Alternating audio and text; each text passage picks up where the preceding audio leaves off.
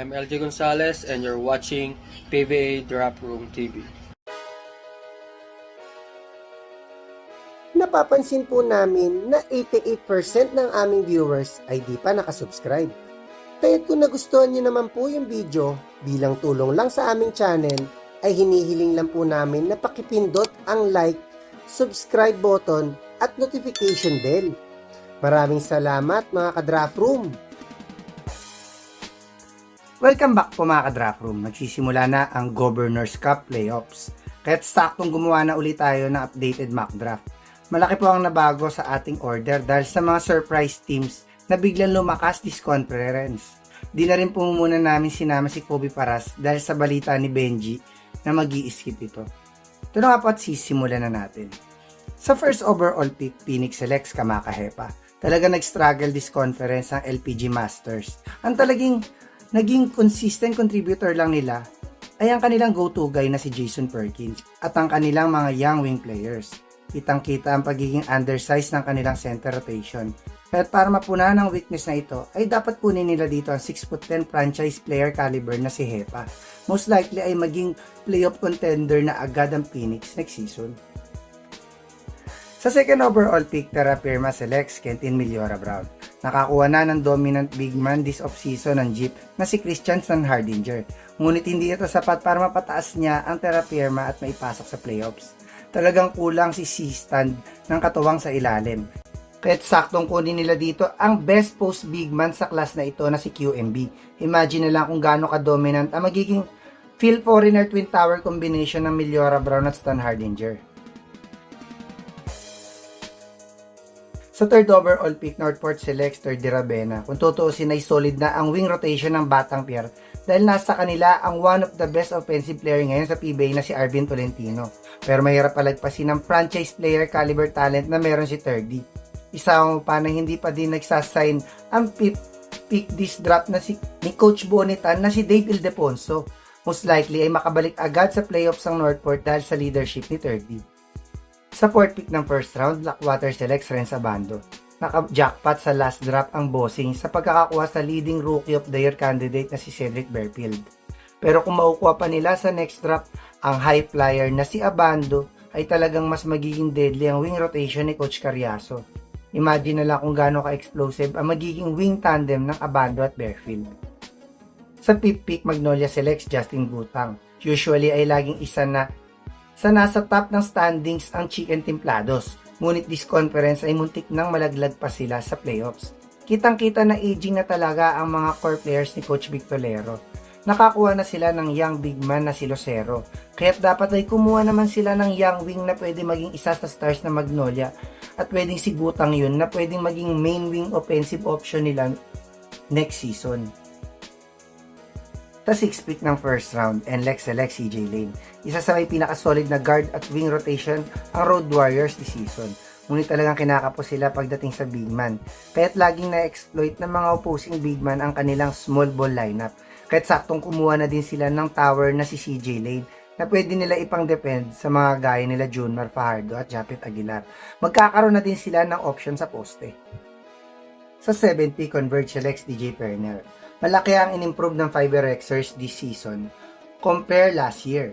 Lalo pa titibay ang big man rotation nila pag naglaro na si Balti at Abillonar. Pero ang wing at guard rotation nila ay di pa ganun kalalim upang maging championship contender na sila. Kaya't saktong kunin nila ang two-way threat athletic field ang wing na si DJ na mas magpapalaki ng kanilang forward rotation at mas magpapalakas ng kanilang overall defense. Imagine na lang kung gaano ka-deadly ang magiging scoring wing trio ng Winston, Penner at Stockton.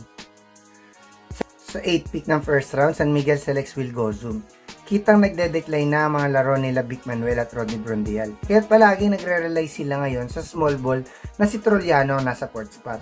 Pero kung available pa dito, ang former NCAA MVP na si Gozum ay no-brainer na ito para kay Coach George Gallant. Right away, magkakaroon sila ng athletic 4 na pwede din maka-high-low play ni Junmar. Yun lang ay kung di tataas ang drop stock ni Gozum once bumalik na ito from ACL injury.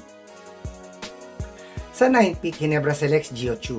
Malaking kawalan talaga ang pagkakatrade ng Gene Kings kay Stan Hardinger dahil dito ay laging 3 guard lineup o small ball ang kanilang lineup.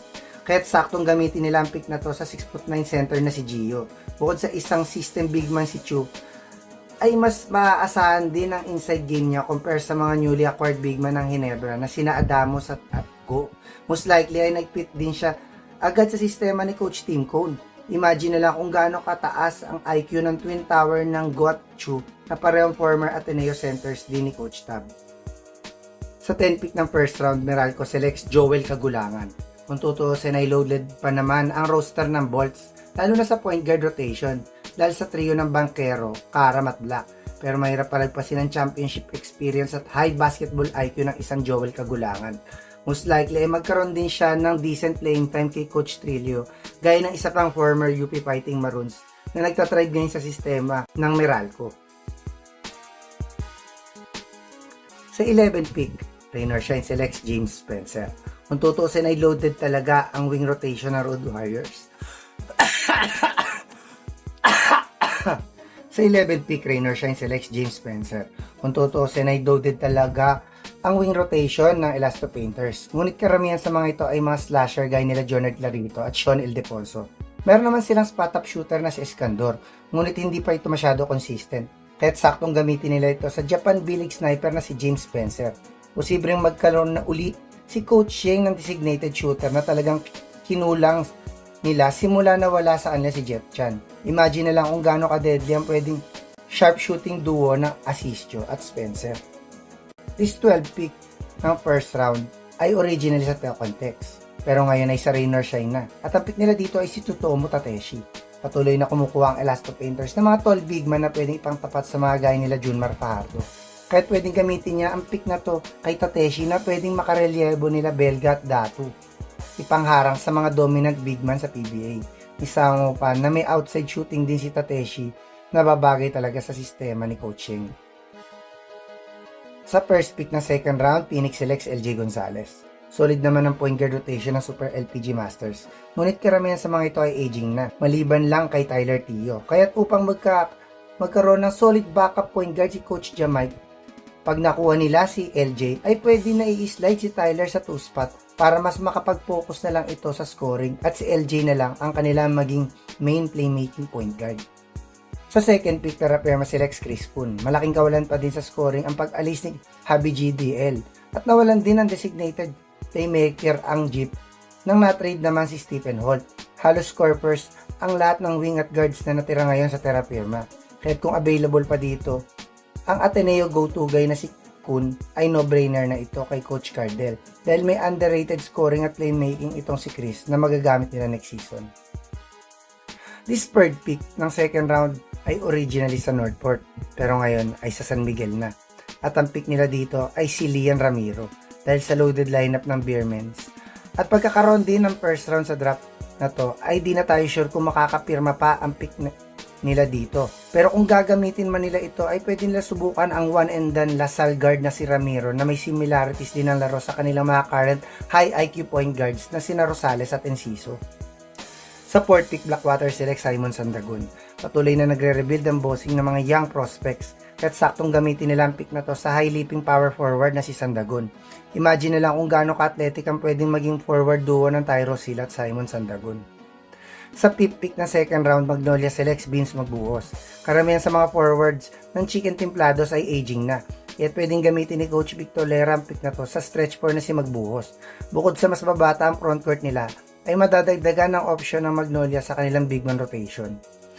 Sa 6th pick, NLEX selects Sean Kitebis. Okay naman ang shooting guard rotation ng Road Warriors, pero karamihan sa mga ito ay score first. Kaya pwede rin nila i-consider dito ang high IQ guard na si Kitebis na galing din sa MVP group na Ateneo. This 7th pick ng second round ay originally sa Converge, pero ngayon ay sa Rain or Shine na. At ang pick nila dito ay si King Gortiza. Kilala na si Coach Yeng sa pagkuha sa second round ng mga unheralded players na sumisikat sa PBA gaya nga recently nila Clarito at Nocum. Kahit di na ako magugulat kung gamitin niya ang pick na to sa King General na si Gortiza. Imagine na lang kung gaano ka-deadly at ka-explosive ang pwede maging backcourt tandem ng Gortiza at Nocum. This 8 pick ay original sa San Miguel pero ngayon ay sa Converge na at ang pick nila dito ay si Gab Gomez. Majority ng players nang nasa roster ngayon ng Fiber Xers ay galing sa mga winning schools kaya di posibleng gamitin nila ang pick na to sa another Blue Eagle na si Gomez. Madadagdagan na naman si Coach Franco Atienza ng another tall high IQ guard sa kanilang rotation. Sa 9 pick na second round ni Nebra selects Chase Lane. Hindi na tayo sure kung gagamitin pa ng Gene Kings ang pick na to dahil sa kanilang loaded lineup. Pero kung sakaling gamitin ito ni Coach Tim ay pwedeng kunin niya dito ang another tall Phil am wing na may similarities kila Malonzo at Gray. Sakto din ito dahil kaka-release lang din nila sa athletic tall wing na si Murrell. Sa 10 pick Meralco selects Dave Ando. Gaya nga ng sinabi ko before ay loaded pa talaga ang roster ng Bolts. Pero kung gagamitin din nila ang pick na to ay pwedeng kunin nila dito si Ando na may high IQ at outside shooting din gaya ng mga current centers ngayon ni Coach Trillo. Sa 11 pick ng second round, Raynor Shine selects Nat Cuseo. Karamihan sa mga second round pick na Last of Painters last draft ay mga power forwards ng college na plano nila i-convert sa 3 spot na sina Mike Malonzo at Miggy Corteza. Ay di na ako magugulat kung kunin ni coaching dito ang hustle guy na si Cuseo.